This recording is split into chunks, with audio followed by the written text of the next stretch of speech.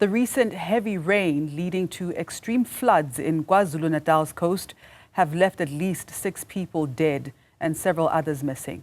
Hundreds of residents have been displaced in the south of Durban, where the disaster hit the hardest. Civic group Abahlali, Basemjondolo has called for improved infrastructure in informal settlements to lessen the destruction during heavy rains. We speak now to Secretary General of Abahlali, Basemjondolo, Thapelo Mogapi, on this call. Good morning, Thapelo, or rather not a good morning at all. Thank you so much for joining us on Newzroom Afrika. Firstly, let's jump straight into it. What are the most pressing needs of residents in the flood-affected areas? Thank you very much, Master Chaba. Good morning to the viewers. We are in a desperate situation. The people that were affected were, 6 lives were lost, where one life has not been discovered, a 60-year-old woman. They are now in a hall in Chatsworth, in desperate need of food, of course, clothing. Children need uniform as a matter of urgency. It is unfortunate that 30 years into democracy, people will die in the manner that they have died.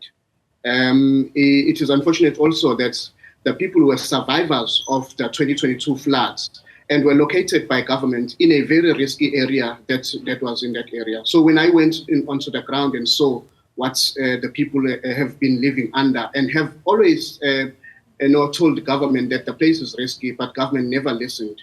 So we are saying as Abahlali Basemjondolo that the government of the Human Settlement Department must take full responsibility of what has happened in Ward 75. Thapelo, if you could also just give us a brief update. Are there still people missing or unaccounted for following the floods in Lamontville and Chatsworth? At the moment, the last report has been of the 60-year-old woman who has not been found in that particular area. But others we have not, heard of any reports of people that are missing. But it's a concern for this particular family that they have not yet have seen an old person such as this mother who have not been discovered as yet. And how effective has the municipal disaster management response been in assisting affected communities?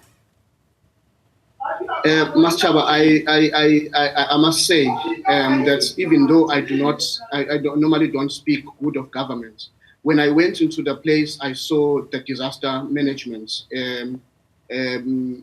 responding in a way that I've never seen before. I don't know whether it was media coverage that forced them to do that, but there has been response from humanitarian organizations. I can mention one, SA Harvest is also going to go there on Monday to deliver some food with Abahlali Basemjondolo. So there has been response from a collective people of KwaZulu-Natal to actually assist this. And we have been getting calls from other provinces, so from civil society organizations in Gauteng and Cape Town to actually assist. And this is the type of South Africa that we want when we are in desperate needs.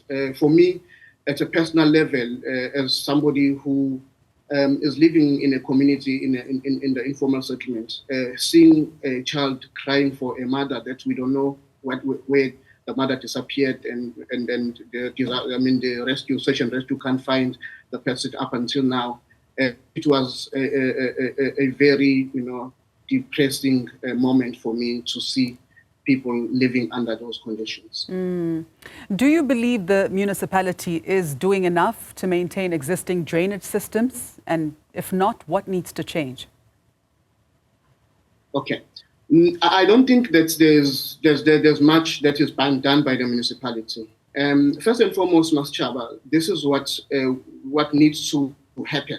Before we can speak about taking care of the infrastructure or any other means that the municipality must do, is to actually recognize shack dwellers like ourselves as human beings and not human waste that should be dumped in human dumping areas.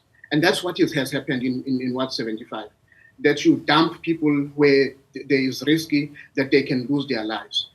So before we can speak about that, people who live in formal settlement are citizens of this country. They count in this country. They are voters of this country, and therefore they should be treated with dignity and respect that is given to anyone who lives in the suburbs or anywhere else. Because we are South Africans also. We've been voicing this to government, and government has not been giving us an ear.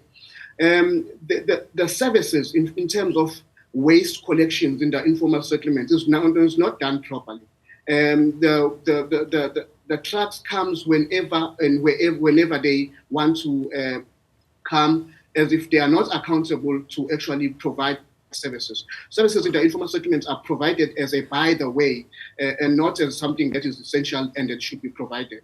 And that waste ends up somewhere. It ends up in the drains. It ends up in the river. And what happens there, of course, in that settlement, there was a pipe that's within the river that was blocked because people don't know where to throw the waste anymore because it remains in the informal settlements and causes risk of people being sick. And they throw it in the river, not knowing that blockage will come back into the community and have an effect when heavy rains take place. So what has happened is that the people who were washed away were not washed away in their houses. They were washed away on the road while trying to run away because the whole area was now full of water. And that water on the road took them into the rivers. So it is a responsibility of the government to actually provide better services and treat people who are living in shared settlements as human beings and not human waste. So what specific infrastructure improvements is Abahlali Basemjondolo calling for in informal settlements to mitigate the impact of future floods? Well, there needs to be a proper drainage system. So the drainage system that we are using, because shared settlements exist within next to the roads, whether it's an industrial area or whether it's in the suburbs. So the only infrastructure in terms of sewage system that we use is the one that is provided to middle class, not directly to people in the informal settlement. So there is a need for drainage system to be provided within the informal settlements, but also there needs to be services that are provided on a daily basis in terms of waste collections and so forth. So, and also, of course, our people on the ground needs to be educated about the effects of climate change.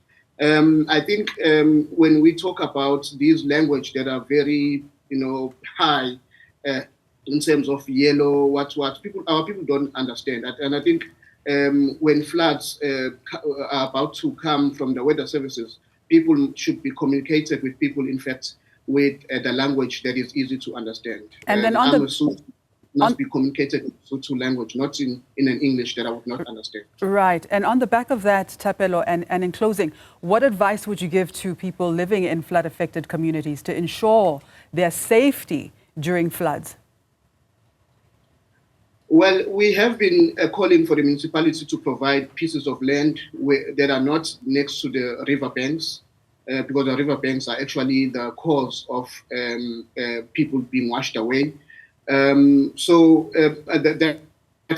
the only thing that we can say, because people are living along the riverbanks because there's no land that is provided by the municipalities. And as you may understand, that people are moving for better opportunities in the cities.